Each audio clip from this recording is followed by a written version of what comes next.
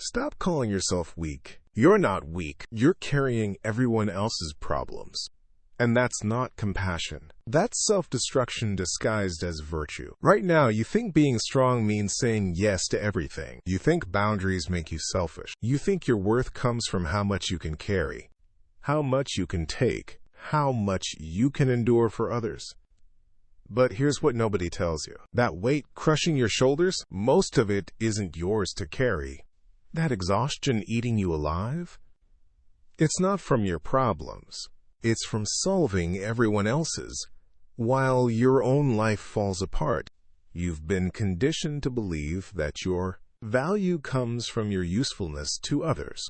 Every time someone needs something, you drop everything. Every crisis becomes your emergency. Every emotional breakdown becomes your responsibility to fix. And when you finally break, when you finally say you can't, they call you weak.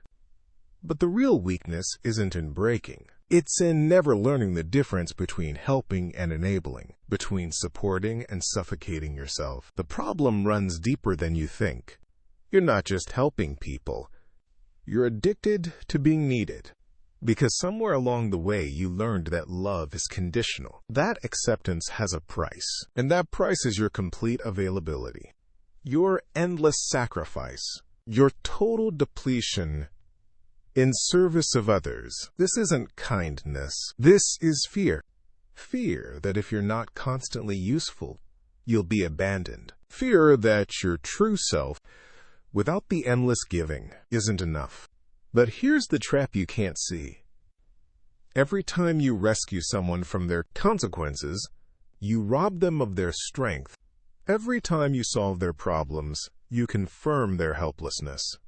Every time you carry what they should carry, you create dependency, not gratitude. You think you're being strong, but you're actually weakening everyone around you, including yourself. I learned this from Aurelius Maximus during one of our early conversations. His steel blue eyes seemed to see right through my excuses as I explained why I had to help everyone who asked. He listened without judgment, then said something that changed everything. The man who carries stones meant for others builds no foundation of his own. He was right. I had become so busy solving other people's problems that I had no time, no energy, no space for my own growth. I was strong enough to carry their burdens, but too weak to set them down. The truth is uncomfortable. Your so-called weakness is actually misdirected strength. You have incredible capacity, remarkable resilience, extraordinary endurance, but you're pointing it in the wrong direction. You're using your power to enable other people's weakness instead of developing your own character. You're spending your strength on their growth while your own life stagnates. Marcus Aurelius understood this perfectly. He wrote, "Confine yourself to the present, not to other people's presence, not to their crises, not to their emotional needs, to your present, your responsibilities, your growth, your peace." This isn't selfishness, it's wisdom. Because you cannot pour from an empty cup. You cannot save drowning people while you're drowning yourself. Think about it. When you constantly rescue others, what are you teaching them? That they're incapable, that they can't handle their own lives, that they need you to function. This isn't love, it's control, disguised as care. You keep people dependent because their dependence makes you feel important. But importance built on others' weakness is just another form of weakness. Marcus Vail learned this the hard way. For years, he thought his strength meant being everyone's solution. His square jaw was always set with determination to fix, to save, to carry, but that determination was destroying him. The breakthrough came when he realized that true strength isn't about how much you can carry. It's about knowing what to put down.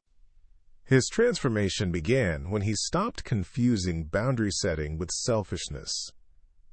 when he learned that saying no to others often means saying yes to himself. Real strength requires discernment. It means helping people build their own capacity instead of replacing it with yours.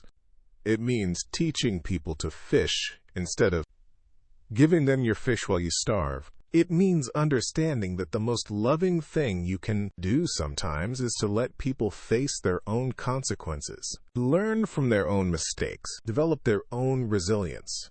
Here's your transformation. Start by auditing your commitments. Every yes you've given, every responsibility you've taken, every problem you've adopted. Ask yourself one question.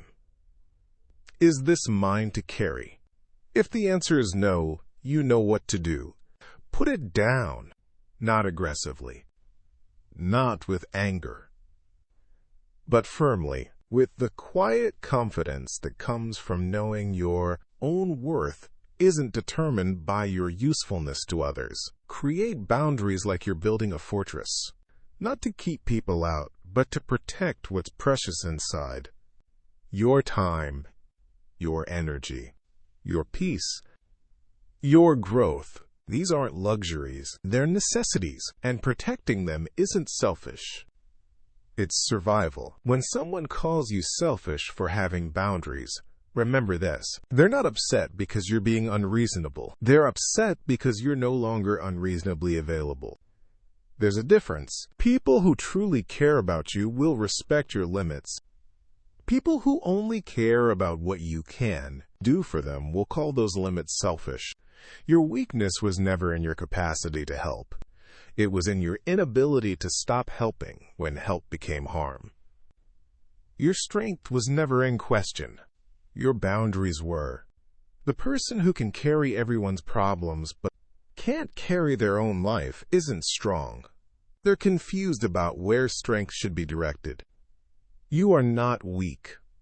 You never were. You just need to turn that incredible strength toward building your own life, developing your own character, creating your own peace. The world doesn't need another person who sacrifices themselves for others. The world needs people who are strong enough to maintain themselves while genuinely helping others grow stronger too. This is where most people stop. Don't be most people.